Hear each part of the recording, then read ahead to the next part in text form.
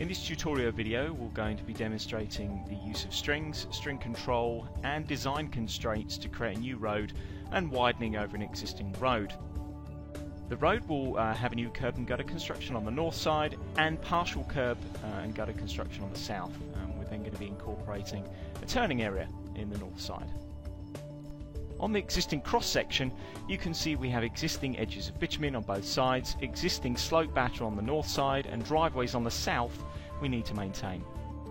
As part of our design cross section we need to match the existing crown levels. On the south side we need to construct a new curb and gutter, again matching the existing levels to maintain the existing driveway access. On the north side we're constructing a new curb and gutter, however the slope from the crown must be maintained between -3 and -5%. For our turning area we must still continue to maintain the slope between -3 and -5% and then design a +3% towards our new curb and gutter, maintaining the existing edge of bitumen.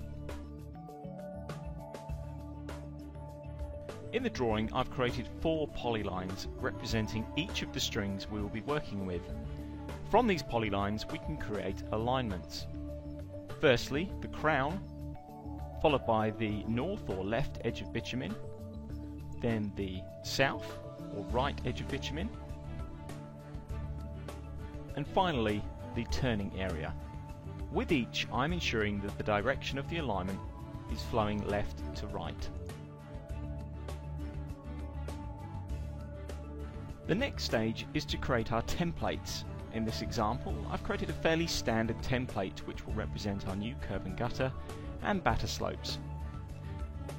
I've also created a template for our turning area, which is just a standard curb and gutter and batter slope.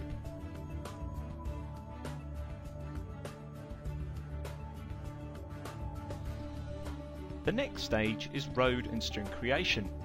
Firstly we will create a road from the crown alignment, ensuring that the new road template that was created is being applied. The next steps are to create strings from the remaining alignments. When creating the strings you can select Add Other Strings, and by selecting the crown alignment you can ensure that the sampled sections and chainages match.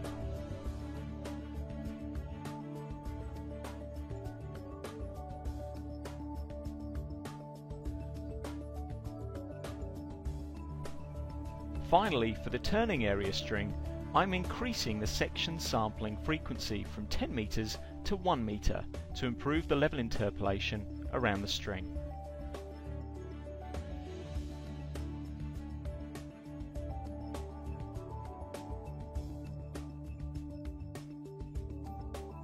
The next stage is to force the crown to maintain the existing surface levels. To do this, I need to go to the Compute Vertical Curve from Existing Data button located at the top of the vertical grading editor. Once the form is open, I can select from the Match to Existing option. In this form, I can then generate vertical geometry based on the existing ground profile, allowing the software to fit vertical curves between the tangents. On completion, we can then start to use variations found in the design data form to tell the left and right edges of bitumen on our template to follow our newly created strings. To visualize how this happens, I'm generating a cross section through our crown alignment, and by selecting the Show All Objects button, I can view both the left and right alignments in the cross section window. The first variation is to match the right edge of bitumen to the existing surface. The variation we will select from the list is Set Code Levels to Match Surface. From the options we can then provide a chainage range, the surface we want to match, and an alignment we would like to follow. You will note in the cross-section window that when I select the Add Update button, the right edge of bitumen aligns itself to the alignment and matches the levels on the natural surface. The next variation is to tell the left edge of bitumen to follow the levels of a string.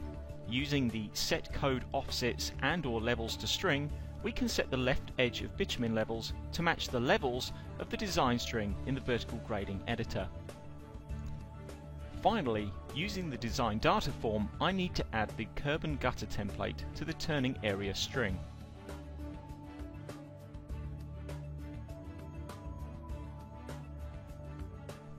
As part of our design criteria, we need to maintain a crossfall on the left side of the carriageway of between -2 and -5%. To do this, we can use design constraints found in the design data form to design the left edge of bitumen with these parameters. This constraint will project crossfalls from a code on our crown alignment toward our left edge of bitumen and display it for us on the vertical grading editor. To achieve this, we need to choose design constraints from the design data form for the left edge of bitumen alignment. In there, we can select from code design surface. From the options, we can specify the chainage range, the alignment and the associated code from which we want to project, and the slopes that meet our design parameters. We can also select colours for each of the slopes to aid our view in the vertical grading editor. Once in the vertical grading editor, we can see the projected slopes that were outlined in the design constraint. We can then use the tools in the vertical grading editor to move our vertical geometry within these projections, ensuring that our crossfall will be within the specified range.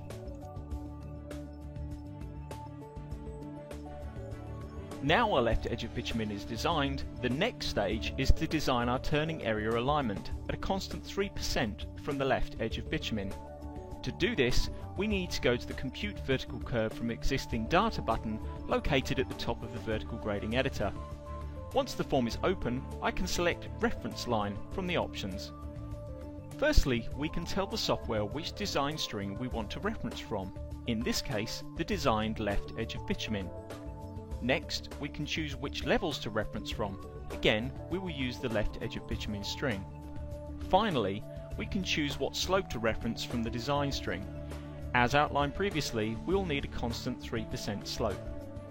On clicking OK, the software will redesign the vertical geometry of the turning area based on a 3% slope from the left edge of bitumen. Now our turning area is designed, we have an issue with the projection of our batters not being able to extend the existing surface. To rectify this, I'm going to increase the batter slope from 1% to 0.25%.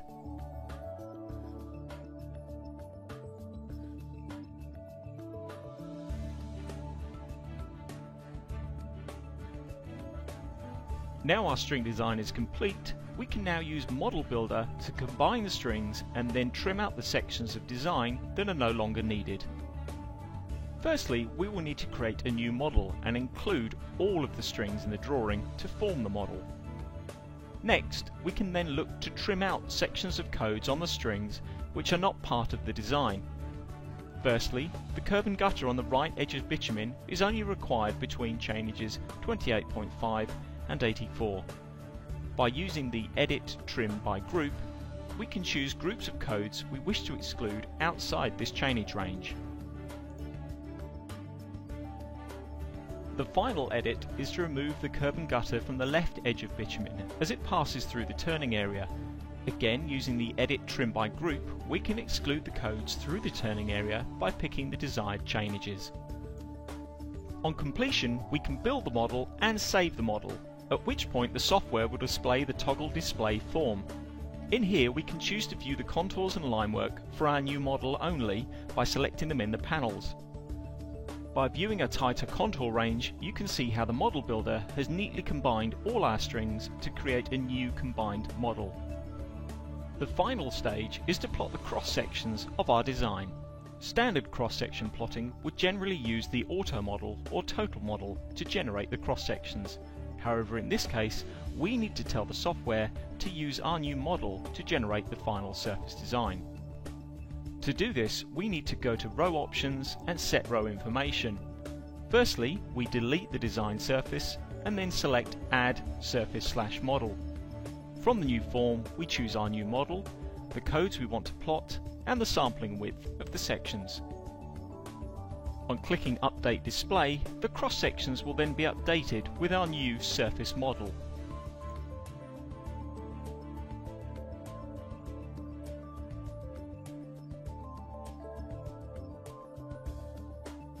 On clicking Plot to Layout, we can then plot our cross-sections with our new design.